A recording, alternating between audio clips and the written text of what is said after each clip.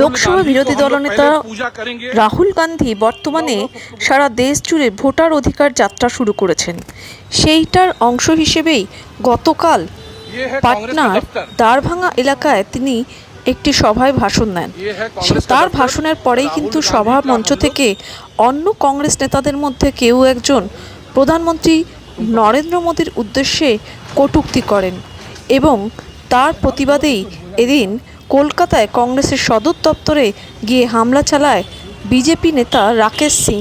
তার দলবল নিয়ে কংগ্রেস দপ্তরের সামনে টায়ার জ্বালিয়ে কংগ্রেস দপ্তরের সামনে থাকা রাহুল গান্ধীর ছবিকে কালিমালিপ্ত করা, তার ভেতরে ঢুকে গিয়ে সেখানে অন্যান্য যে সমস্ত কংগ্রেস নেতাদের ছবি রয়েছে সেগুলোতেও তিনি কালি মাখিয়ে দিয়ে চলে আসেন। গাড়ি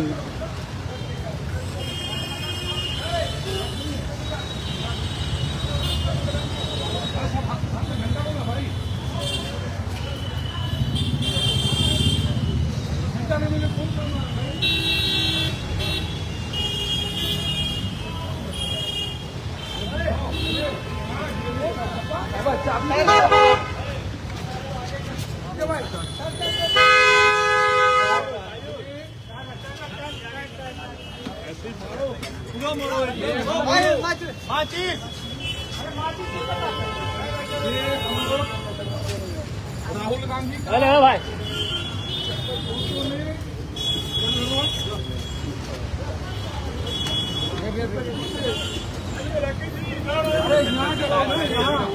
गेट पे जरा गेट पे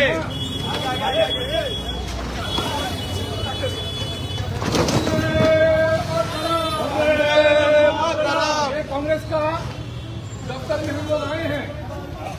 ये कांग्रेस के दफ्तर में हम लोग आए हैं और ये जताने के लिए आए हैं ये किसी का जले नहीं। और कांग्रेस पार्टी का झंडा लाओ ना। गाड़ी में कांग्रेस पार्टी का झंडा है। खड़ो मत खड़ो मत खड़ो खड़ो मत खड़ो मत खड़ो मत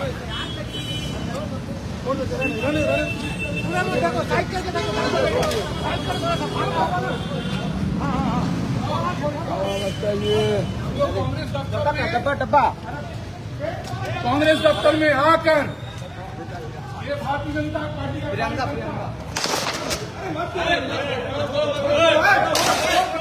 तोड़ो मत तोड़ो मत तोड़ो मत तोड़ो मत। ये हम लोग ऐसे लगा दे रहे हैं और आज हर कार्यकर्ता को राहुल गांधी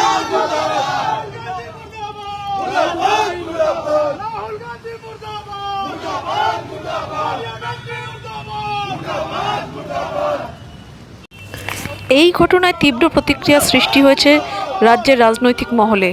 কেন এভাবে রাজনৈতিক একটি দলের সদর দপ্তরের সামনে এসে ভাঙচুর করা হবে বা সেখানকে নেতার ছবিতে কালিমালিপ্ত করা হবে, এই রাজনীতি বা এই রাজনৈতিক সংস্কৃতি পশ্চিমবঙ্গে কখনো ছিল না, তা নিয়েও প্রশ্ন উঠতে শুরু করেছে।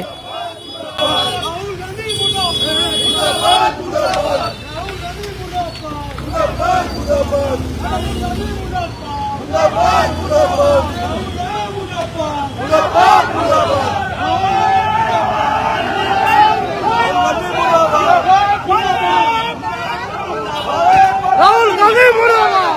पेट्रोल का बोतल किसके पास है? पेट्रोल का बोतल किसके पास